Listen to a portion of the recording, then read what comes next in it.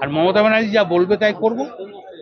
Jail যখন খেটেছি তখন কোনোদিনই অন্য দলে যাব না, তাহলে অন্য দলে গিয়ে যে তাহলে জেল কাটতে হতো না।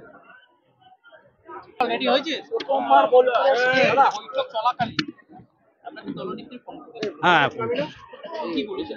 কথা হয়েছিল যে তুমি তোমার যে আগেকার প্রোগ্রাম আছে সব প্রোগ্রামই হবে, আর আমাকে বলেছিল তুমি কোর কমিটির মিটিং ডাকো। আমি বলেছি না, আমি ডাকবো না, আশিস দা আছে, আশিস দা ডাকো। সবাই শুনেছে, অসুবিধা কি আছে? তাই কেউ বলছে নলাটি, না আমি আজকেই শুনেছি, আমি কাল শুনিনি, আজকেই শুনেছি। যারা গিয়েছে তারা ঘুরে আসে।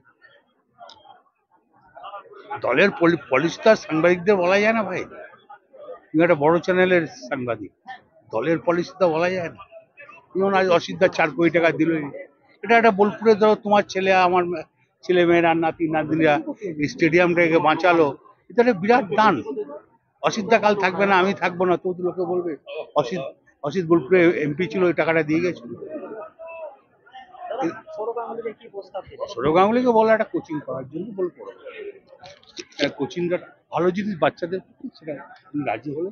এবং আমি বললাম অসিদ্ধা যেমন এই এখানে 4 কোটি দিল, আরো 4-5 কোটি টাকা বলে আমি ডাইরেক্ট যেখানে কথা বলার কথা বলছি, কোথায় কথা বলে সেটা আমি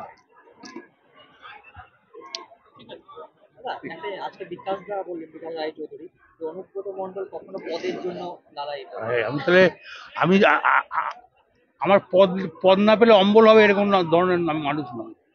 আমার তো মমতা ব্যানার্জি রাজ্যসভার মেম্বার করতে চেয়েছিল, তখনই হয়ে যেত।